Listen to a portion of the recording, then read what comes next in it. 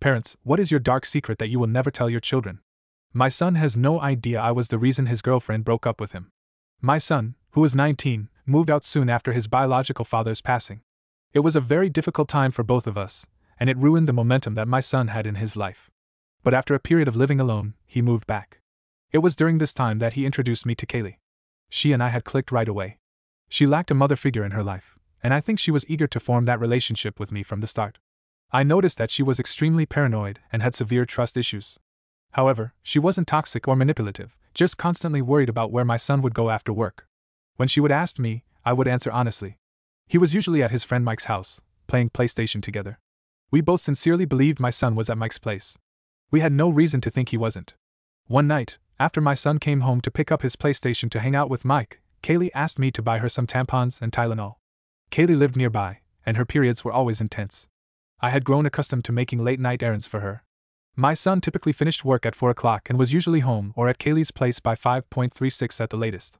By 6 p.m., he was nowhere to be found. I decided to text him before I left the house to inform him of my errand. The message was something like, "Kaylee is on her period, so I'm heading out to get supplies. Are you okay?" He responded while I was driving, and I checked the message when I got to the store. It read something like, "Yeah, I'm fine. Mike needed help building a shelf he bought, so I'm staying here." A little later, I sent a message back saying, "Okay, be safe," along with other motherly sentiments. I was taken aback when I saw Mike at the cash register, smiling at me as I walked in. I hadn't forgotten that he worked there, but I had assumed it was his day off. Despite my initial shock, I forced a smile in return, but a wave of nausea overcame me. I attempted to rationalize the situation. Perhaps my son was building the shelf for Mike while Mike was at work. My thoughts were in disarray. I gathered the tampons, some snacks, and Tylenol for Kaylee, then proceeded to the register. Mike initiated some small talk with me. I don't remember the exact words due to my faulty memory, but it went something like this. "Hi, Ms. Murray. How are you doing?" "I'm alright. I'm just picking up some supplies for my son's girlfriend," I replied. I remembered he laughed then and said, "Speaking of your son, I haven't seen him in a few weeks. I need him to return my PlayStation controller he borrowed. Can you tell him that?" I felt sick again.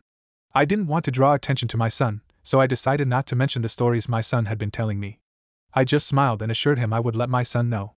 I paid for my items and left quickly. I drove to Kaylee's house and gave her the supplies, but I was at a loss for words. She was carefree, laughing and smiling. She asked me about my son's whereabouts. I couldn't bring myself to lie to her. So I answered honestly, "I don't know. I didn't know where he was or who he was with." I suggested she call him and ask. She thanked me, and I left her house. Later that night, around 8 p.m., my son finally arrived home. I didn't say much to him, just asked if he had a good time. He replied positively and retreated to his room. I knew I had to tell Kaylee what had happened, so I retreated to my room and called her. I relayed to her what Mike had told me and how late my son had come home. She revealed that he had claimed to have been home hours ago, but said he was too tired to visit. I could tell she was crying. I asked her if she wanted me to come over. I went to her house, and we talked about everything. She confessed she didn't want anything more to do with my son and planned to break up with him immediately. I assured her that she could do so, and if she wished, she could be honest and say I had told her.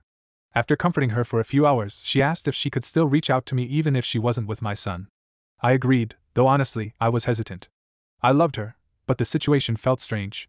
Nevertheless, I would still be there to support her. A few days later, my son approached me, tears in his eyes. Kaylee had ended things with him, and she hadn't given him a reason. Of course, I comforted him. He told me she needed time to think and would tell him why when she was ready. For the moment, she was apparently at a loss for words. I was too, so I couldn't blame her. He wept for hours, in his room and in my arms. Despite his actions, despite what I had done, I comforted him. I wanted to reveal the truth to him, and I felt guilty that he was in the dark. I couldn't bear to see my son like this. I had to tell him.